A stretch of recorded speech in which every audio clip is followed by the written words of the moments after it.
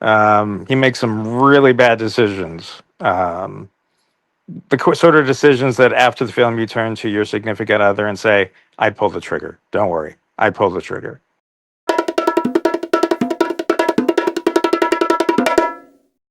Hey everyone, welcome back to the Visually Stunning Movie Podcast. I'm Mark. That's Ryan. Hey Ryan.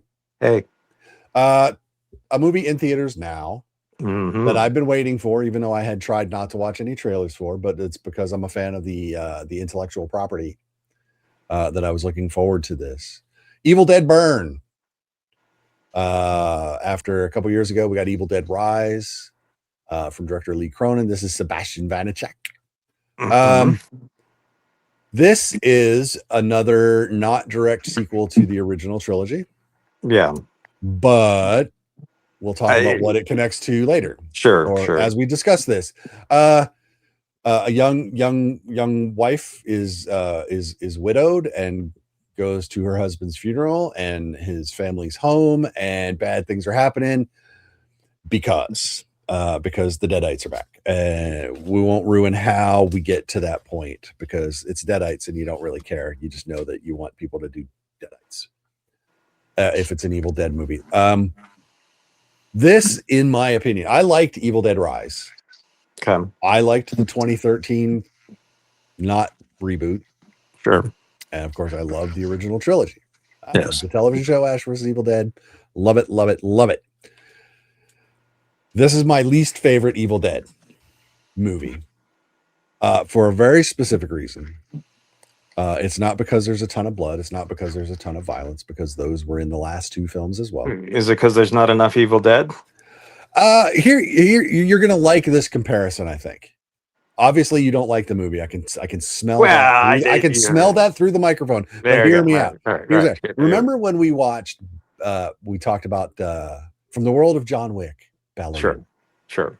And it turned out that film had been a separate script that was retooled to work, air quotes, in the John Wick universe. This was not a standalone script that was retooled to be an Evil Dead movie, according to the director who also wrote it. He wanted to make an Evil Dead movie. This is his Evil Dead movie. This feels like it shouldn't be labeled Evil Dead. Correct. I did enjoy it because it's a great horror movie. And great is, it depends on your definition of great and horror movie, how you put those words together. It was an entertaining horror movie. It has some issues. Don't get me wrong. But I did enjoy it. But you are correct. It's not Evil Dead enough. It's like they sprinkle some Evil Dead Easter eggs. They stapled a couple scenes on. And well, I'm not even talking the credit scenes, and I hope you aren't. Well, no, I'm not talking about the credits either. No, yes, I watched the credits. The tape recorder. Yes. I watched both. I saw yes, but so the scenes, yes, the tape recorder at the very beginning, and then there's a couple things in the middle of the film. And they hit on a bunch of stuff that it's like, that's a better movie. Oh, that's a better movie. How about that movie? You know what? I think I'd rather hang out with Grandpa. Anyway, that was my major issue, was that it felt like there was the better movie was hinted at, but never actually given to us. Yeah, I don't know why he's clearly a fan. The director is. Or so he says. Or so he says, sure. But it's just weird. Now there are two scenes in the credit. There's a mid and an end. Yes. The mid feels very Evil Dead in its comedic take. Because it is okay. The end scene feels very cheap. Yeah. Well, it almost feels like don't worry, we got this coming up.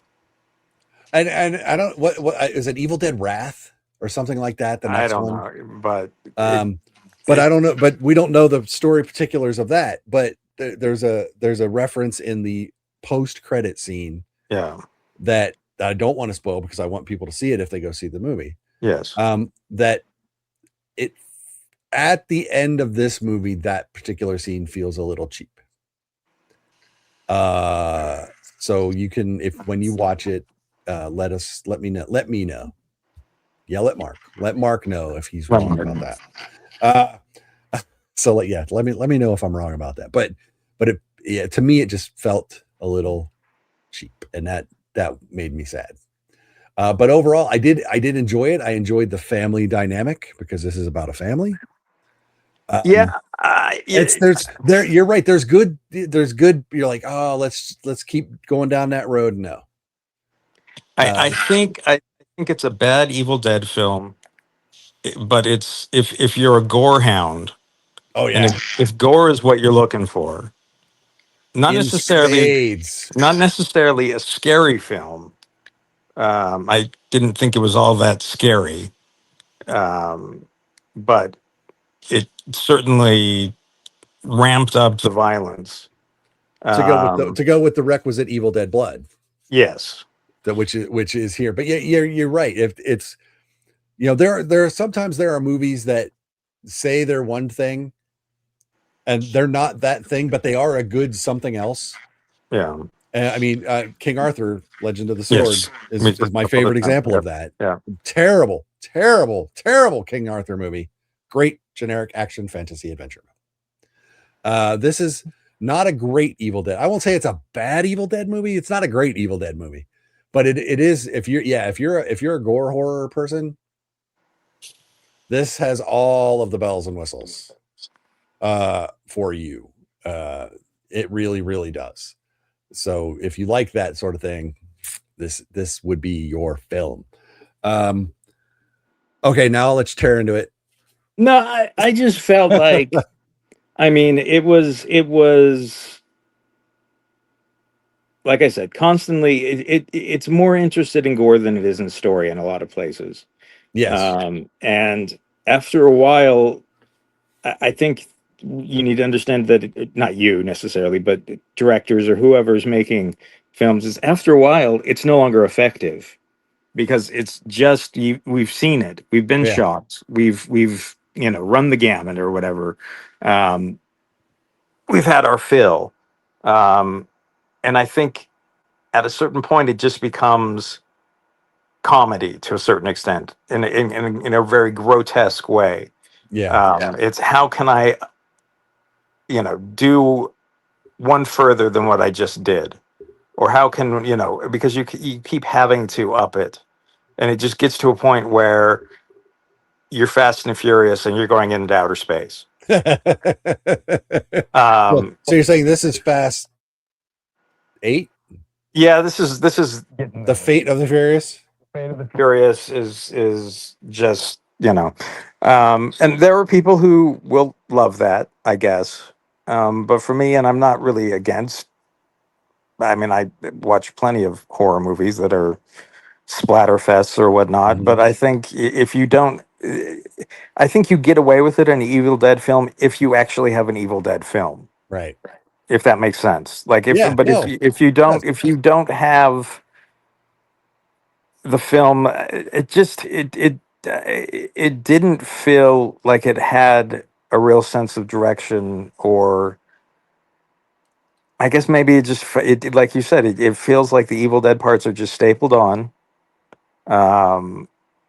And it's a shame, because that's that's what separated these films from a lot of the other films, was all the silly stuff that they just kind of wanted to get out of the way and throw in a trash bag and then throw in another room and then dig through it anyway. Yeah, they're constantly throwing it out, when they should be taking it out and bringing it in. Yep. And I didn't particularly like many of the characters, and I don't know that you're supposed to. No, because we're supposed to be there for Alice. Yeah. And I have to say, Hunter Doohan is the brother of her dead husband. Yes. He is, of that entire family, perhaps the most unlikable character. Oh gosh. He is portrayed in the beginning as this kind of aw shucks baby brother, but nice kind of guy. and but I don't want to be too spoilerific, but it's his fault this whole thing is happening, yes, and there and he seems to can't deal be with anything. no, and it's just, I mean, he is as powerless a person can be, Yeah, and it's goodness. He makes some really bad decisions. Sort of decisions that after the film you turn to your significant other and say, "I pulled the trigger. Don't worry, I pulled the trigger." right. Yeah, yeah. Don't worry about it. I will pull the trigger, I even if somebody I else won't. I will pull the trigger. If the trigger needs to be pulled, I will pull it. Yep. Okay. All right. Now that we've defined that in our relationship, let's go. Yep. But yeah, I don't remember. I mean, I don't remember hating the characters in the other films. No. You know what I mean? It's you felt sympathy for a lot of them, and this one I don't know. This one felt like it was made by someone who didn't really know the Evil Dead. Right. I mean, that's genuinely how it feels to me, and it's weird that that this person was like, I wanted to make an Evil Dead film, but well, then why didn't you? Yeah. Why didn't you? So, but like I said, I can't tell you not to watch it if you're a fan of horror first. Sure. But if you're like me and you're in this for the Evil Dead part of Evil Dead Burn, that part is very minimal. And it's unfortunate because, like I said, there are bits and pieces where you're like, oh wait. I mean, it almost, and this is a horrible thing for a franchise to be in, but it almost feels like the Hellraisers. Oh no, don't say it. Yeah. It starts to feel like the Hellraiser films where you're like, have you completely misunderstood what made the first couple of films? Yeah. The horror. And there's even a scene like that from Hellraiser 1 in this film. Yeah. At the beginning. Yeah. No, at the window. There's that too. You're right. There's also the hooks at the beginning. Yeah. That's true. They're not anyway, but Yeah. So it's interesting. Yeah. So there you go. That Evil Dead Burn, the worst of the Evil Deads. Yes. But if you're a horror fan, let us know what you think. If you've seen it, please tell us. Give us feedback. That would be lovely. So there you go. Evil Dead Burn in theaters now. Rated R, an hour and 50 minutes. Yeah, there you go. Don't forget to like us, follow us on social media. Go to the website, vsmoviepodcast.com. You'll get links to all of our stuff there. If you're watching this on YouTube, subscribe, like, leave a comment, help us with the algorithm. That would be great as well. And go see a good movie in theaters. There are many to talk about, to see. So there you go. Till we talk to you again, be good, stay safe. I'm Mark. That's Ryan. Bye, Ryan. See you, friends. And we'll talk to you all later. Bye-bye.